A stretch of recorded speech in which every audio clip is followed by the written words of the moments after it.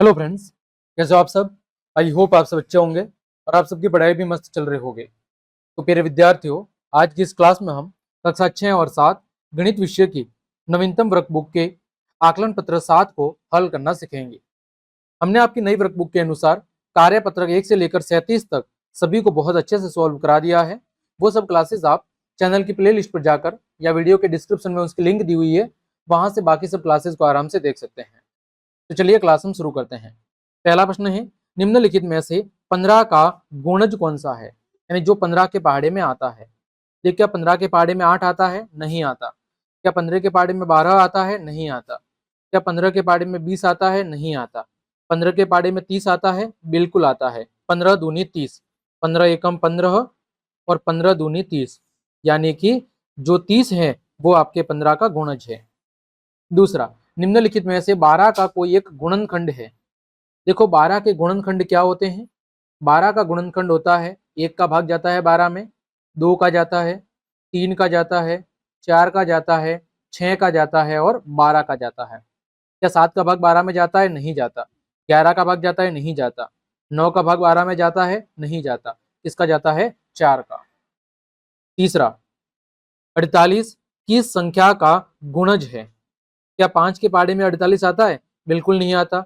7 के पहाड़े में आता है? बिल्कुल नहीं आता। 9 के पहाड़े में भी नहीं आता। किसके पहाड़े में आता है? 12 के पहाड़े में 48 आता है। 12 का जब हम 4 से गुणा करेंगे तो 12 चौक 48 होता है। चौथा, निम्नलिखित संख्याओं में से कौन सी संख्या 2 से पूरी तरह विभाजित है। हमने देखा था कि कोई भी संख्या 2 से विभाजित कब होती है, जब उस संख्या का इकाई अंक कितना होता है? 0, 2, 4, 6 या 8। यदि इकाई अंक इनमें से हैं तो फिर 2 का भाग पूरा पूरा जाएगा। देखो, यहाँ पर इकाई का अंक 7 है, 2 का भाग नहीं जाएगा।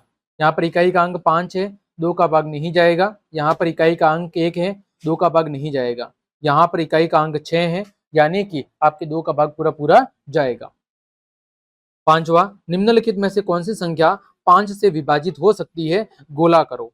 देखो, कोई संख्या 5 से विभाजित हो रही है, इसका मतलब क्या है? उसका मतलब है कि उस संख्या का इकाई अंक या तो 0 होगा या कितना होगा? 5 होगा। यदि किसी भी संख्या का इकाई अंक 0 या 5 है तो फिर उसमें 5 का भाग पूरा पूरा जाएगा। देखो, जैसे 60 में इकाई का अंक 0 है, 75 में इकाई का अंक 5 है, 115 में इकाई का अंक 5 है, 785 में इकाई का अंक 5 है, 555 में इकाई का अंक 5 है और 490 में इकाई का अंक 0 है। यानी इन सभी संख्याओं के अंदर 5 का भाग पूरा पूरा जाएगा। छठा प्रश्न है, दी गई संख्याओं के गुणज और गुणनखंड लिखो। पहले आपको क्या लिखने हैं? गुणज, यानी 32 के गुणज कितने? 5, यानी 32 का आपको 5 बार पहाड़ा बोलना है। तो 32 एकम 32 होता है, 32 दूनी 64 होता है, 32 तिया 96 होता है। आप गुणा करके भी देख सकते हैं। 32 चौक 128 होता है और 32 पंजे 160 होता है। इसके गुणनखंड की बात करूं तो 32 में किस किस का भाग जाता है? 1 का जाता है, 2 का, 4 का, 8 का, 16 का और 32 का। इन सभी का भाग 32 के अंदर जाता है। फिर बात करूं 60 के गुणज की। देखो, 60, 60 का डबल 120, 6 तिया 18 और पीछे 0, 6 चौक 24 और पीछे 0, 6 पंजे 30 और पीछे 0। अब 60 के गुणनखंड क्या क्या होंगे? देखो, 1 का भाग जाता है, 2 का, 3 का, 4 का, 5 का, 6 का, फिर 10 का, 12 का, इसके बाद 15 का भाग जाएगा, 20 का जाएगा, 30 का जाएगा और 60 का जाएगा। सातवां है, निम्न के सार्वगुणनखंड ज्ञात करो।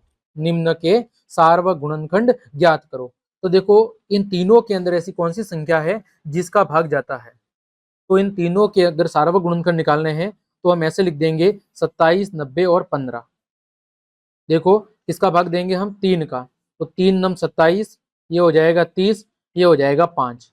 अब देखो, इनमें किसी समान संख्या का भाग नहीं जाता है, तो इन तीनों का जो सार्वगुणनखंड है वो क्या है? आपका 3 है। कितना है? वो है आपका 3। यहां पर हम लिख देंगे कि 27, 90 और 15 का सार्वगुणनखंड का सार्वगुणनखंड कितना है? 3 है। क्योंकि 3 का भाग 27 में भी जाता है, 90 में भी जाता है और 15 में भी जाता है।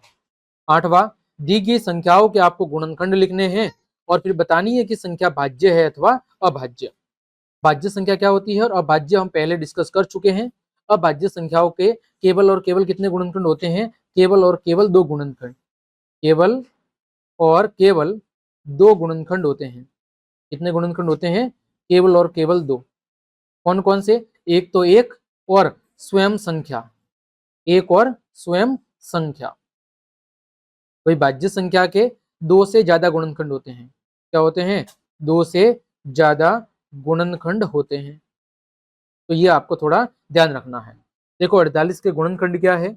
48 में 1 का भाग जाता है, 2 का जाता है, 4 का जाता है, 6 का जाता है, 8 का जाता है, फिर आपके किसका जाएगा? 12 का जाएगा, फिर आपके किसका जाएगा? 16 का जाएगा, फिर 24 का जाएगा और फिर 48 का जाएगा। भाज्य संख्या है। अभाज्य देखो 2 से ज्यादा गुणनखंड है, यानी कौन सी संख्या है? यानी आपकी भाज्य संख्या है। ठीक। फिर संख्या 35 है। 35 के गुणनखंड 1, 5, 7 और 35। ये भी कौन सी संख्या है? भाज्य। 63 के गुणनखंड 1, 3, 7, 9, 21 और 31 और 63, है ना? 31 तो नहीं होगा, 63, 31 होगा क्या? नहीं, 31 नहीं होगा। 31 दूनी तो 62 होता है बच्चों, 31 नहीं होगा। तो ये भी भाज्य संख्या है क्योंकि 2 से ज्यादा गुणनखंड है। फिर 57 में 1 का भाग जाएगा, 3 का जाएगा, फिर 19 का जाएगा और 57 का जाएगा। ये भी कौन सी संख्या है? आपकी भाज्य संख्या है। ठीक। तो इस तरह हमने आज की इस क्लास में आपके आकलन 7 के सभी प्रश्नों के हल बहुत अच्छे से जान लिए हैं। तो आप सबको मैं बता दूं, हमारे 2 चैनल हैं। एक आपका गोविंद लेक्चर्स है, ठीक है, और दूसरा आपका है Govind math lectures. Govind math lectures, ये दोनों चैनल हमारे ही है। तो आप सभी से रिक्वेस्ट है, यदि आप दोनों में से किसी भी एक चैनल को आपने सब्सक्राइब नहीं किया है तो दोनों चैनल सब्सक्राइब कर ले। दोनों चैनल पर अलग अलग क्लास प्रोवाइड की जाती है। तो आज के लिए इतना ही, मिलते हैं अगली क्लास में। तब तक के लिए आप सबको जय हिंद, जय भारत।